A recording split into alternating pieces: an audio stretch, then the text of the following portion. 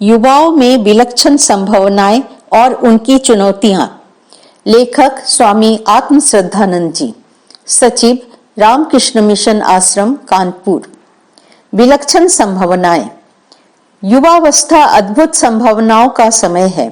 यह अवस्था मनुष्य के जीवन पर विस्मयकारी एवं दूरगामी प्रभाव डालती है।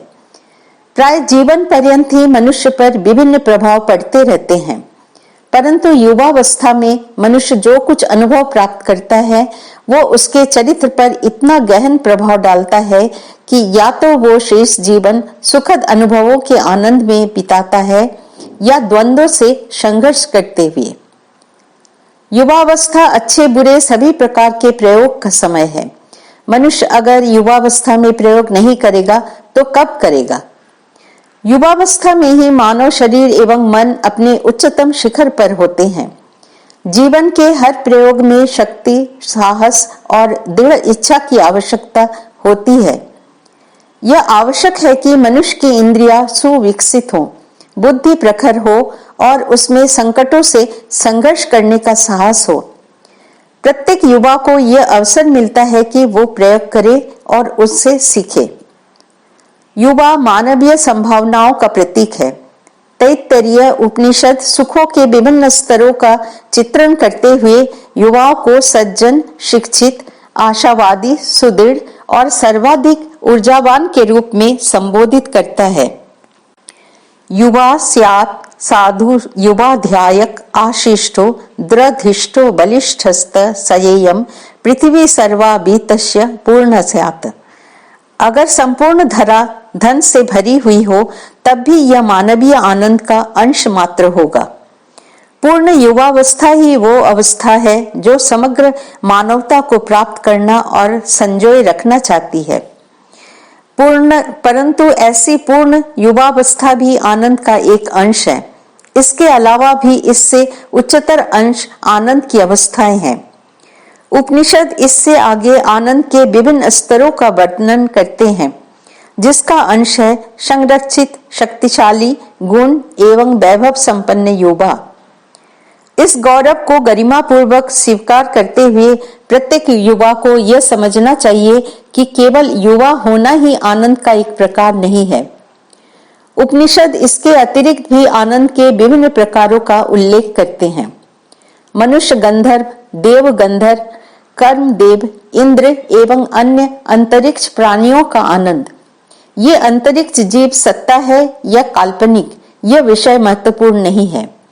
महत्वपूर्ण यह है कि इन सभी उच्चतर आनंद को मापने का मापक मानव युवा है। युवा प्रकृति। सभी जानते हैं युवावस्था परिवर्तनशील है। युवावस्था जीवन में पुनः नहीं आती है। हम एक ही बार युवा होते हैं। आयु का बढ़ना जीवन का एक भाग है। यह सामान्य व्यवहारिक बुद्धि की बात है कि यदि हम मनुष्य अपने शैशव काल पराश्रित अवस्था को छोड़कर युवा हुए हैं तो यह युवावस्था भी निरंतर नहीं रहेगी।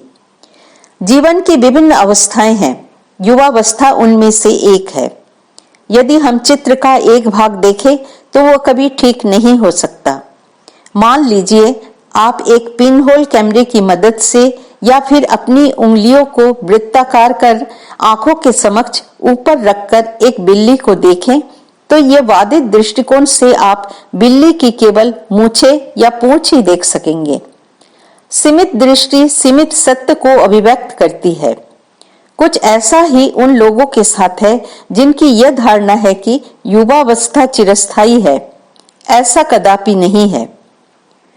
वो मनुष्य जिसका विवेक जागृत है इस सत्य को शीघ्र और स्पष्ट रूप से समझेगा तथा अपनी युवावस्था के वर्षों को सार्थक बनाने में सक्षम होगा। कठोपनिषद इस सत्य का विवेचन युवा नचिकेता के उदाहरण से करता है।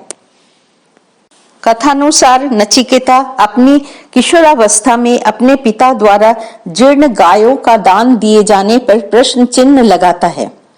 अन्य बड़े लोगों वयस्कों की भांति ही युवा द्वारा प्रश्न किए जाने पर पिता ने अपना संयम खो दिया और उसे यमराज के पास जाने को कहा, क्योंकि नचिकेता भी स्वयं को दान देने के लिए कह रहा था। क्योंकि वो भी अपने पिता की संपत्ति ही था। आज्ञाकारी नचिकेता ने पिता की आज्ञा का पालन किया, परंतु उसे 3 दिनों तक यमराज की प्रतीक्षा करनी पड़ी।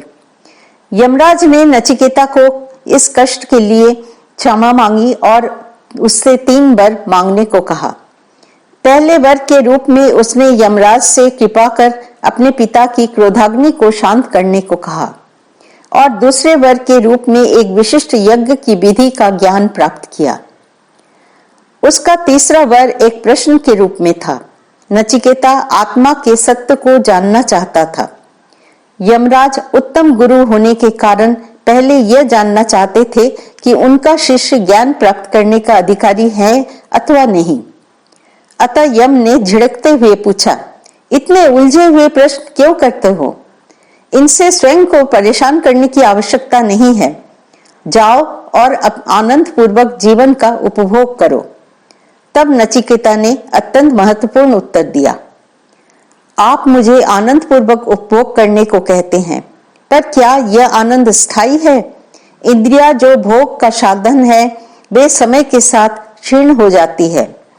निरवपात के रूप में सभी प्राणियों का जीवन अल्पकालिक है। दीर्घ से दीर्घ जीवन भी चिरकालिक नहीं है। अतः हमें इन अस्थायी सुखों के उपभोग की अपेक्षा उस शाश्वत सत्य को प्राप्त करने की चेष्टा करनी चाहिए। अतः नचिकेता ने यमराज द्वारा प्रदान किए जा रहे नृत्य, गायन, वाहन जैसे भोगों से युक्त दीर्घायु जीवन को अस्वीकार कर दिया। उस युवा बालक में ऐसा साहस और विवेक था। यमराज को नचिकेता के समक्ष झुकना पड़ा।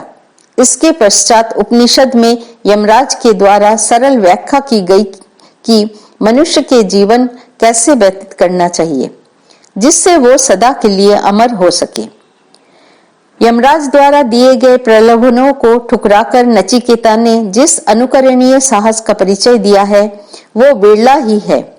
अधिकांशतः युवा यमराज के प्रलोभनों से आकर्षित हो जाएंगे। यमराज की बात से सहमत होंगे जब वह कहते हैं कि जीवन का आनंद लो, इन अतीन्द्रिय सत्य के बारे में व्यर्थ चिंतन मत करो। अधिकांशतः युवा कहेंगे कि हाँ, आप सत्य कहते हैं। इस प्रकार अधिकांश युवा यमराज के छलावे में फंसकर उस परम सत्ता को जानने का दुर्लभ अवसर खो देंगे। इस प्रकार वे जीवन की अंधकारमयी गलियों में खो जाते हैं। एक स्वर्णिम काल। युवावस्था बहुमूल्य है। यह मानव जीवन का सर्वश्रेष्ठ काल है। जिस प्रकार बीज बोने का सबसे उचित समय वर्षा ऋतु के ठीक पहले है अथवा किसी भी धातु को सही आकार तभी दिया जाता है जब वह गर्म और लचीला हो, उसी प्रकार युवावस्था ही जीवन में परिवर्तन लाने का सर्वश्रेष्ठ काल है। यह काल है नवाकार प्रदान करने का, बीजारोपण का।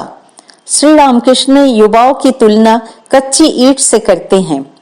वे कहते थे, मिट्टी के ईंट के भट्टी में पकने से पहले उस पर कोई भी छाप डाली जा सकती है, परंतु भट्टी में पकने के बाद उसे परिवर्तित नहीं किया जा सकता है।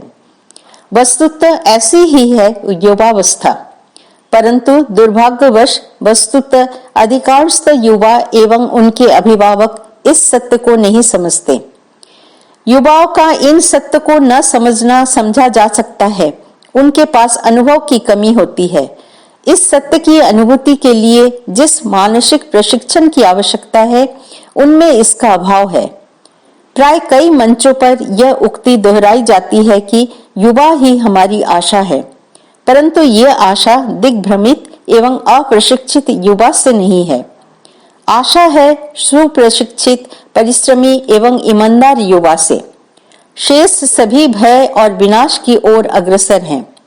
एक हिंसक, अप्रशिक्षित, अयोग्य, अहंकारी युवा से क्या आशा की जा सकती है? इसके अतिरिक्त अधिकांश अभिभावक भी इस सत्य से अनभिज्ञ हैं।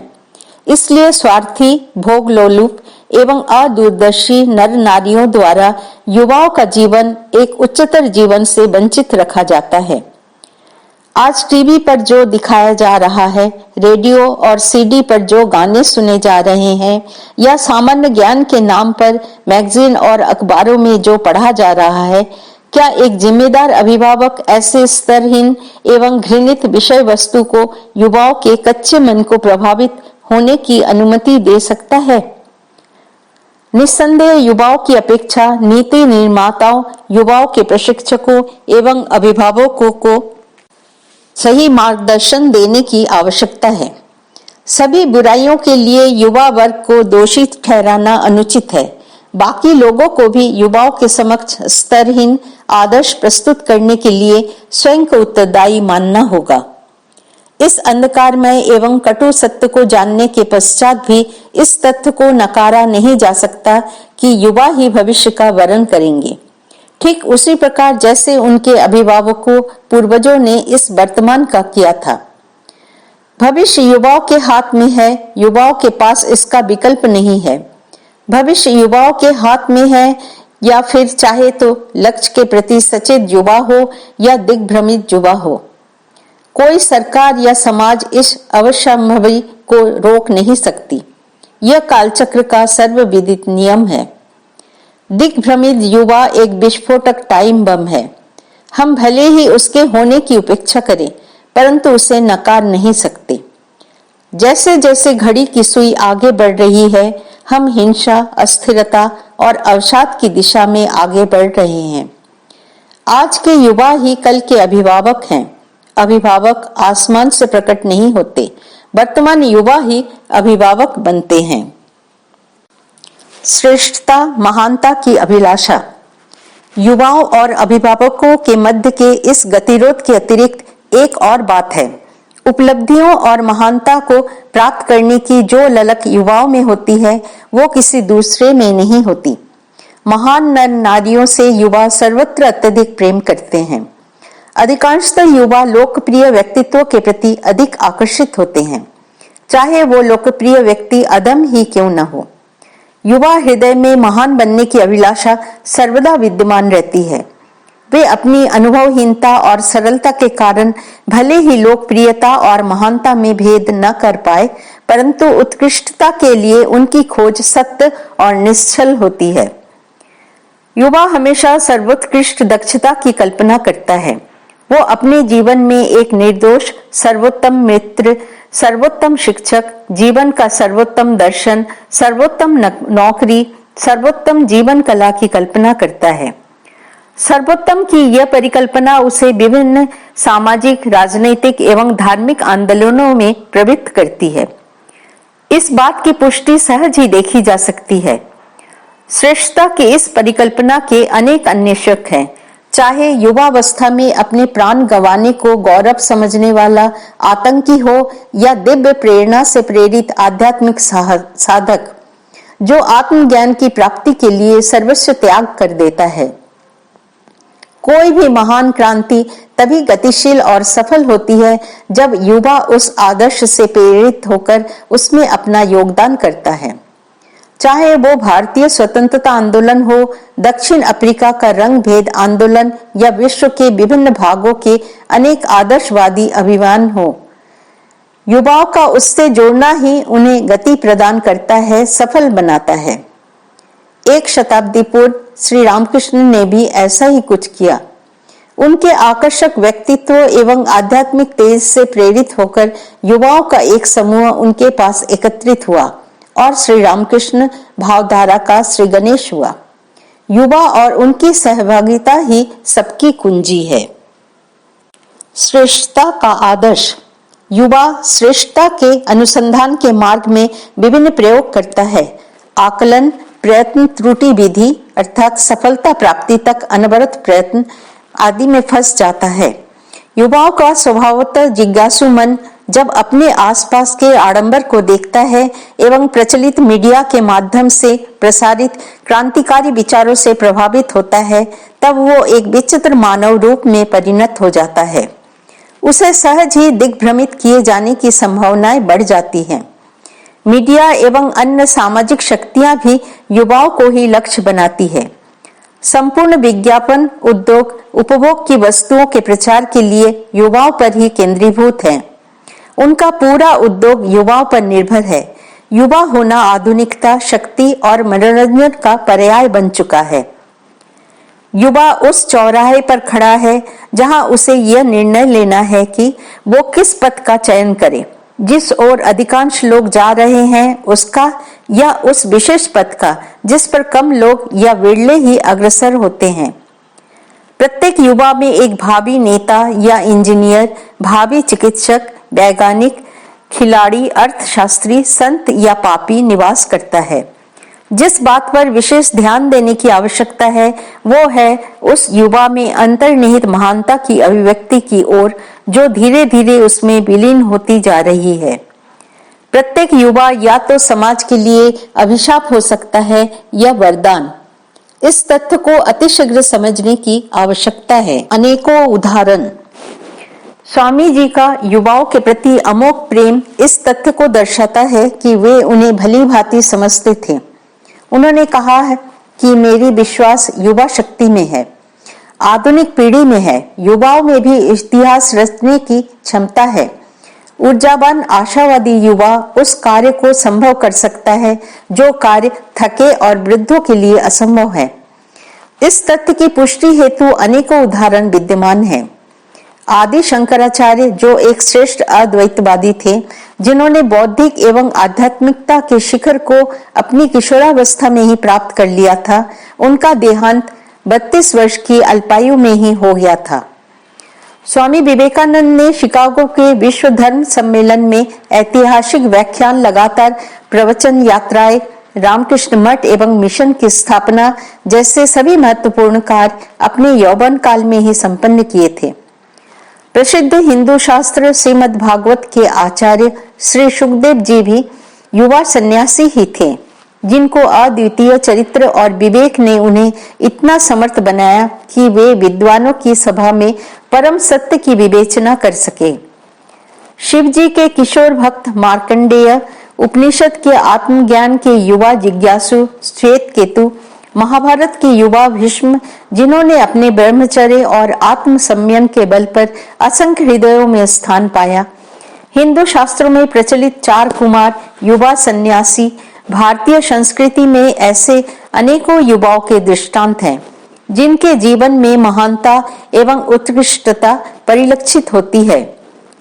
गुरु के सम्मान में एक प्रचलित श्लोक में कहा गया है, चित्रम बटोत्तरो मूले वृद्ध शिष्या गुरु युवा, गुरुस्तु मौनम व्याख्यानम शिष्यास्तु छिन्न संशया। उस वट वृक्ष के नीचे एक विचित्र दृश्य है। एक युवा गुरु वयस्क शिष्यों से घिरा हुआ बैठा हुआ है। गुरु मौन है, तथापि शिष्यों के सभी संशयों का निराकरण हो रहा है। अतः युवा होना बुद्धिमता और महानता में बाधक नहीं है। युवा शक्ति का दिशा निर्देशन। युवा व्यक्तिगत और सामूहिक शक्ति है, परंतु इस शक्ति का उचित उपयोग अनिवार्य है। परमाणु शक्ति यदि वश में न हो तो एक संपूर्ण राष्ट्र को विध्वंस कर सकता है, परंतु यदि इस शक्ति को संयमित किया जाए तो संपूर्ण राष्ट्र के लिए ऊर्जा स्रोत बन सकती है। हेनरी एमर्सन कॉस्टिक कहते हैं, कोई भी घोड़ा यदि वश में न हो तो वह कहीं भी नहीं पहुंचता है। बिना बंद हुए भाप या गैस किसी वस्तु को गतिशील नहीं कर सकती। कोई भी जलप्रपात सुरंग से गुजरे बिना प्रकाश और ऊर्जा शक्ति में परिवर्तित नहीं होता। कोई भी जीवन केंद्रित, समर्पित और अनुशासित हुए बिना महान नहीं होता। युवा शक्ति का सही उपयोग कैसे हो, उसे एक दिशा प्रदान करनी चाहिए और युवा को उस दिशा में प्रेरित करने हेतु उसकी आवश्यकता एवं महानता से अवगत कराना चाहिए। वो युवाओं एवं वरिष्ठ लोगों का पावन कर्तव्य है कि वो युवा शक्ति को अपने और दूसरों के हित के लिए प्रेरित करे। अभिभावकों को चाहिए कि वे युवाओं की त्रुटियों और गलत दृष्टिकोण को देखते हुए भी अपने अनुभव और धैर्य के माध्यम से उनकी सहायता करें। दूसरी ओर युवाओं को भी महानता और उत्कृष्टता के पक्ष पर अग्रसर होने के लिए वरिष्ठ लोगों से सीखने को तत्पर रहना चाहिए। युवाओं के समक्ष सबसे बड़ी चुनौती उनका अपना अंतर्मन है। मनुष्य हिमालय के शिखर तक पहुंच सकता है, आगे आग के गोले में कूद सकता है, सकरी लंबी गुफा रेंग कर पार हो सकता है, पर वो सभी दरिद्रों को धनवान बनाने का, अचानक रात भर में क्रांति लाने की कल्पना कर सकता है और महान नई सामाजिक व्यवस्था का निर्माण कर सकता है, या कोई ऐसी आदर्शवादी संरचना स्थापित हो जिससे सबकी आवश्यकताओं और अपेक्षाओं की पूर्ति हो। युवा वर्ग इन सबको और इससे भी अधिक करने की क्षमता रखता है, परंतु सबसे अधिक आवश्यकता है युवाओं के चरित्र निर्माण की, क्योंकि एक सुगठित उज्जवल महान व्यक्तित्व ही सबसे अमूल्य एवं प्रभावी साधन है, जिससे सभी कार्य संभव हो सकते हैं एवं सफलता की निरंतरता भी बनाए रख सकने में भी सहायक हो सकती है। आध्यात्मिकता से परिपूर्ण व्यक्तित्व ही महान जीवन का, महान चरित्र एवं समाज का बीज है। चरित्र निर्माण। वेदांत के मतानुसार मानव चरित्र का आधार वो दिव्यता है जिसे शब्दों के माध्यम से अभिव्यक्त नहीं किया जा सकता है, परंतु उसकी अनुभूति और अभिव्यक्ति जीवन में की जा सकती है। इस दिव्यता का स्वभाव सत्य, शाश्वत सत्ता, चित्त, चैतन्य, ज्ञान और आनंद है। व्यवहारिक दृष्टिकोण से इस अंतर्निहित दिव्यता की अभिव्यक्ति के लिए अपने विचारों का ध्यान रखना आवश्यक है। विचार ही कर्म में परिणत होते हैं। प्रत्येक युवा को यह स्पष्ट रूप से समझ लेना चाहिए, कोई गोपनीय रहस्य हमारे जीवन को संचालित नहीं करता है, इसे हमारे अच्छे या बुरे विचार परिचालित करते हैं। चरित्र निर्माण का अर्थ है इस बात का ध्यान रखना है कि हमारे विचार कैसे हैं। कभी कभी हम अपने विचारों को समझने में सक्षम होते हैं, परंतु कभी हमारे विचारों की गति को मापने में हम असमर्थ हो जाते हैं। पानी की टंकी के तल के समान बहुत से विचार हमारे मन की निचली सतहों में ठहर जाते हैं और हम इसका अनुभव नहीं कर पाते। ऐसे विचार हमारी विचारधारा बन जाते हैं, जिसे संस्कार कहा जाता है। यदि किसी के संस्कार अच्छे एवं महान हैं, तो उसका आंतरिक एवं बाह्य जीवन सुव्यवस्थित एवं सुरक्षित होगा, परंतु यदि बुरे संस्कारों का प्राबल्य है तो जीवन असहनीय एवं कष्टकर हो जाता है। अतः मनुष्य को अपने विचारों का ध्यान रखना चाहिए। विचार अति महत्वपूर्ण है। विचार मन का पोषण करते हैं। सकारात्मक एवं पवित्र विचार मन का पोषण और उसे सशक्त बनाते हैं। नकारात्मक विचार अपने स्वभाव के अनुसार हमें शिथिल करते हैं तथा कष्ट, पीड़ा एवं प्रदान करते हैं। महान विचार चिंतन जीवन को महान बनाते हैं। संभव नहीं है कि मनुष्य का चिंतन निकृष्ट हो और वो महान बनने की कामना भी करे। व्यक्ति के विचार को विकसित करने के लिए महत्वपूर्ण है श्रद्धा का विकास। श्रद्धा शब्द स्वयं में बहुत गहन है। इसका अर्थ केवल आस्था तक ही सीमित नहीं है। व्युत्पत्ति के अनुसार इसका अर्थ है सत्य को धारण, श्रद्धा सत्य, धारणा धारण करना की क्षमता है। सत्य को वही प्राप्त कर सकता है जिसमें ज्ञान की जिज्ञासा है और इस पथ पर आने वाले अवरोधों के समक्ष खड़े होने का बल है। श्रद्धा अर्थात विश्वास, इच्छा एवं बल का समन्वय। जिसके पास श्रद्धा है उसके पास सर्वस्व है। गीता का संदेश है श्रद्धावान लभते ज्ञानम। जो श्रद्धावान है वो ज्ञान को प्राप्त करता है।